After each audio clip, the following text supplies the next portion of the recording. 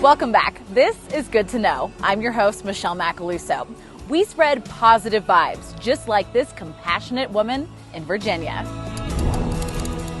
Connecting with others has been a challenge during COVID, to say the least. Something so small and simple as a handwritten note did so much for me that I just wanted other people to feel that way. Jordy DiFernando experienced a message of hope about 7 years ago that uplifted her spirits. I started Compassion Cards just out of a very hopeless place in my life. I've struggled with depression and anxiety and self-image issues. Compassion Cards was born, a nonprofit headquartered in Norfolk that sends handwritten cards to anyone all over the world. In the past, we've sent cards to foster kids, the LGBTQ plus community, people who are struggling with food insecurity, unhoused people, folks who are incarcerated. The letters of love took on new legs during COVID. This past year, we did a lot of cards to senior citizens in the area who have been stuck at home. We sent over 13,000 cards to elderly folks in 2020. In total, volunteers have sent over 30,000 cards in the past few years.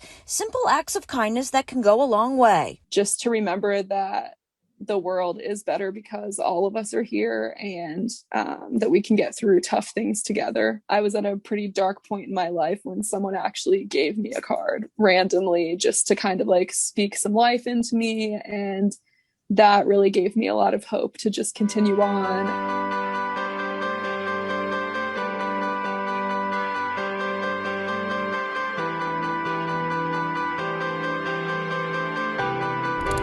The best learning is by doing. And in this sawdust, there's the importance of measuring twice and cutting once. Found out the hard way, but hey, you live and you learn. Grace Wilkinson is a junior at Shaker High. Even at 17, she's proud to admit what others won't.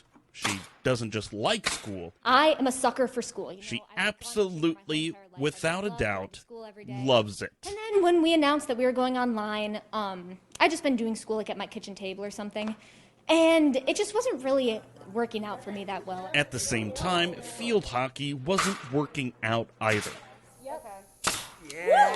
Whoa, let's hear it. Not wanting to play junior varsity again, Wilkinson now had an abundance of time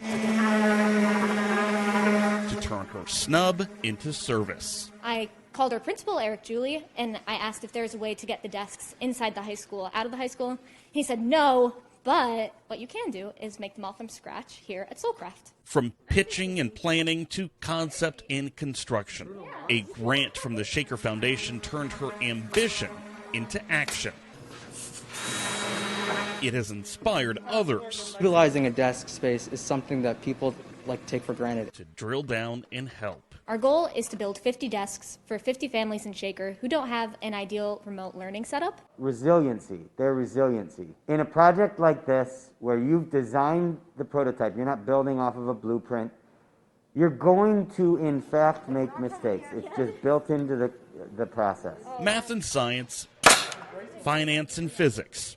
Nothing a brace can't fix. There are lessons at every joint, but perhaps most critical is the one of charity. It's not really something I have done personally, and so this was a really cool thing to do. On the surface, it's just a desk, but now I honestly think that they mean so much to us that it's like, this is something that we have made just for you, and this is something that I think is going to help you a lot right now, and we want you to have it.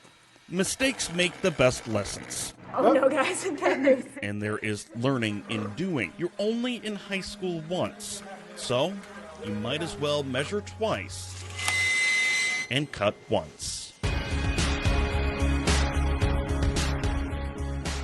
We have more wonderful women to meet. Finding a country that embraced you and, accepted you and gave you that safety of feeling like you belong somewhere. It encouraged me. It just gave me that I want to serve feeling. From serving our country to inspiring others after service, her story is good to know.